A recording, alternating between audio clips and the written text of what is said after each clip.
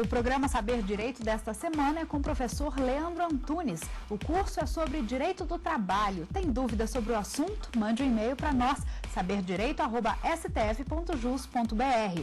Você também pode estudar pela internet. É só acessar o www.tvjustiça.jus.br.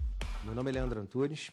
Estamos aqui no Saber Direito, na nossa terceira aula sobre o tema remuneração e salário. Bom, nas duas aulas anteriores, fizemos um apanhado geral sobre o conceito, sobre algumas parcelas que possuem natureza salarial e hoje chegamos no momento crucial do nosso estudo, que é a questão do salário in natura, ou também chamado de salário-utilidade, tá? Bom, é o seguinte, algumas parcelas, ainda que não fornecidas em dinheiro, elas possuem natureza salarial. Muita gente acha que só o pagamento em dinheiro, só o pagamento em espécie, teria natureza salarial, mas obviamente que não. Eu posso receber outras contraprestações em razão da minha execução dos serviços e essas parcelas possuírem natureza salarial. Leandro, como assim? O que é isso? O que você quer dizer? Bom, é o seguinte, primeiro eu tenho que pensar no que seria essa utilidade. O que seria uma utilidade capaz de ter a natureza salarial, capaz de ser considerada como salário. E aí eu peço ajuda ao artigo 458 da CLT, que nos diz que podem ser pagos como natureza salarial a habitação, a alimentação e o vestuário, ou outras prestações que o empregador venha fornecer por força do contrato de trabalho. Se o empregador fornecer algumas prestações por força do contrato de trabalho, que não necessariamente alimentação, habitação ou vestuário, ainda assim pode ter natureza salarial. Leandro, outras prestações, dá para você me dar o exemplo só de uma? Ok. Eu posso falar a você, por exemplo, do veículo, que o empregador às vezes fornece ao empregado e que esse veículo tem natureza, dependendo da situação, veremos aqui, salarial. Caramba, mas eu achei que o veículo fornecido, ele nunca teria natureza salarial. Eu já li isso em algum artigo, alguma coisa desse tipo? Não, cuidado. O que não tem, que a gente vai ver, é o transporte fornecido para casa-trabalho ou trabalho-casa. Agora, o veículo, nós vamos enxergar algumas variações. Eu vou mostrar para você de que jeito, obviamente, teremos que nos posicionar acerca do assunto. Mas, levando em consideração habitação, vestuário ou alimentação, temos que pensar assim, então toda vez que eu receber a alimentação do meu empregador, essa alimentação vai ter natureza salarial? Será que toda vez que eu receber vestuário ou habitação do empregador, isso vai ter natureza salarial? Não. Para que a parcela tenha natureza salarial, alguns requisitos devem ser preenchidos. Alguns requisitos devem ser observados. E observando determinados requisitos, aí sim é que eu posso pensar nessa tal de equiparação salarial. Leandro, mas que requisitos seriam esses? Bom, em primeiro momento, essa prestação que é fornecida a você, ela deve ser fornecida pelo trabalho desenvolvido. Como assim?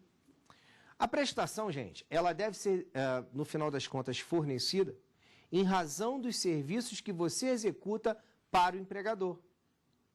Ué, Leandro, por quê? Existe algum tipo de prestação que é fornecida não em razão do serviço que eu executo? Sim. Fiquem atentos, porque algumas parcelas podem ser fornecidas não pelo trabalho, mas sim para o desenvolvimento do trabalho ou para o trabalho. Algumas parcelas são fornecidas como parcelas ali necessárias, como um verdadeiro instrumento para a execução dos serviços. Leandro, mas não ficou muito claro, eu não entendi. O que seria uma parcela fornecida para a execução dos serviços? Vamos lá. Vamos tomar por base uma dessas regras aí que nós acabamos de ver, uma dessas três parcelas previstas no 458. A habitação. A habitação, quando fornecida pelo trabalho, esse é o primeiro requisito, não ainda discorri sobre os outros, né, a respeito dos outros. Quando fornecida pelo trabalho, teria natureza salarial. Como assim, pelo trabalho? Eu fui contratado por uma empresa, né, e vou receber um salário de R$4.000, e o empregador resolveu me dar, além do meu salário pago em espécie, uma habitação, um apartamento, para me dar um maior conforto, para que eu possa executar o trabalho de uma forma mais equilibrada, de uma forma mais tranquila e tudo mais. Vejam, eu não estou dizendo que eu recebi aquele apartamento exclusivamente para prestar os serviços. Eu recebi aquele apartamento, eu recebi aquela casa tão simplesmente porque o empregador pensou no meu conforto, porque o empregador quis fornecer. Essa casa, esse apartamento, essa habitação é fornecida pelo trabalho que eu desenvolvo. E se é fornecida pelo trabalho que eu desenvolvo, essa habitação teria natureza salarial. Ué, mas como assim natureza salarial? É isso mesmo que você está pensando. Meu salário seria os R$4.000 pagos em espécie, mais a habitação fornecida pelo empregador. Gente, não há como precisar qual é o valor real da habitação. Isso seria verificado em cada caso concreto, mas o salário seria 4 mais habitação, e aí a gente entra naquilo que mais ou menos já falamos. Isso é super importante, porque no final das contas, na hora de pagar férias, 13º, FGTS e tudo mais ao empregado, eu não levo em consideração só o valor pago em espécie, só os 4.000. Eu levo em consideração os 4.000 mais a habitação. Agora, Leandro, o que seria essa habitação fornecida para o trabalho? Essa habitação sem natureza salarial. Vamos lá. Imaginem a seguinte situação. Eu tenho uma casa em determinada localidade, vamos supor, a minha casa de praia, casa de campo, não sei, qualquer coisa desse tipo, e eu preciso de alguém para cuidar dessa casa, para tomar conta dessa casa. Contrato uma pessoa que eu chamo de caseiro, que, para tomar conta da casa, precisa morar na casa. Obviamente que o meu caseiro vai receber um salário X. Eu vou pagar um X para ele. Só que além de pagar o X, eu ainda forneço essa casa. E aí, essa casa possui ou não possui natureza salarial? Vamos lá. A casa está sendo fornecida pelo trabalho ou para o trabalho? Para. Porque é um instrumento necessário para a execução dos serviços. Se a casa é fornecida para o trabalho, ela aqui, obviamente, não teria natureza salarial. Então, a primeira coisa que eu tenho que observar é se essa parcela é pelo ou para o trabalho. Se for pelo, ok, imagino natureza salarial. Se for para, já excluo a natureza salarial. Agora, chama a atenção de vocês, em relação a outro detalhe também que é muito importante, que o caput do 458, obviamente, exclui as substâncias nocivas à saúde como de natureza salarial. Obviamente que se eu trabalho numa empresa que produz cigarros e tudo mais, e se essa empresa me fornece cigarro ao final de todo mês, esse cigarro, ainda que seja fornecido em razão do trabalho que eu desenvolvo e não um instrumento para execução de serviços, ele não teria natureza salarial por ser, obviamente, nocivo à saúde. Tá ok? Essa é uma atenção aí que temos que ter. Então, cuidamos aí do primeiro requisito, pelo ou para.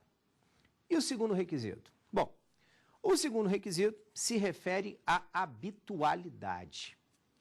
Essa questão da habitualidade, ela é muito importante, porque, em regra, eu só daria natureza salarial àquela parcela se ela fosse realmente fornecida de forma habitual. Leandro, como assim? Algumas parcelas, gente, são fornecidas de forma esporádica ou em evento único.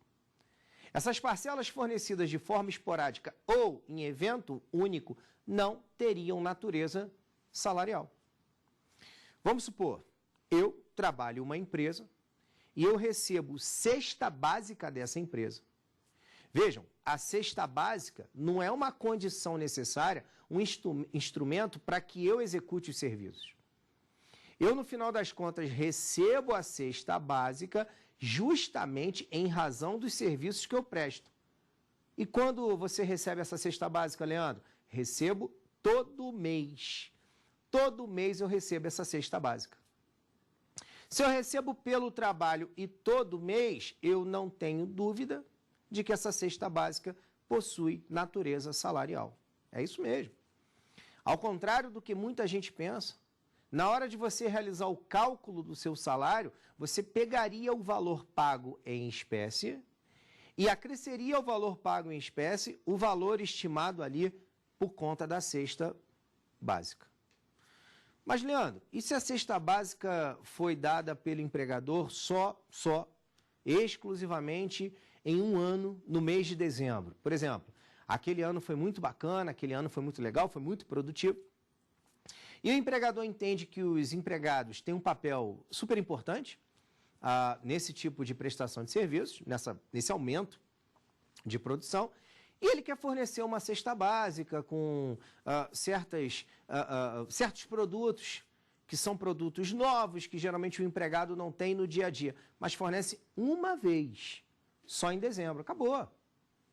Aí vejam, por mais que a parcela seja fornecida pelo trabalho, ela não seria fornecida de forma habitual. E não sendo fornecida de forma habitual, essa parcela deixaria de ter, no caso, natureza salarial. Bom, depois desses dois requisitos estudados, e enxergando aí claramente que com isso a parcela poderia ter natureza salarial, temos ainda um outro requisito, que esse não é unânime em relação a todos os doutrinadores, tá? Não são todos os doutrinadores que o entendem como um requisito, que é o requisito da gratuidade no fornecimento da parcela. Além da parcela ser fornecida pelo trabalho e ser fornecida de forma habitual, essa parcela deveria ser gratuita. Então, vou chamar a atenção de vocês aqui em relação a um detalhe e mais ou menos um exemplo para a gente entender. Determinado empregado foi contratado por uma empresa e nessa empresa se fornece o vale alimentação. E vamos supor que esse vale alimentação é no valor de R$600. Se esse vale alimentação é no valor de R$600, sendo pelo trabalho, sendo habitual e sendo gratuito, teria natureza salarial. Então, no final das contas, esse salário do empregado seria o que é pago em espécie mais o que é pago em alimentação. Caramba, Leandro, mas espera aí. Então, se o meu salário é 2.000 e eu recebo R$600 de alimentação, o meu salário passa a ser 2.600, se cumpridos todos os requisitos, sim.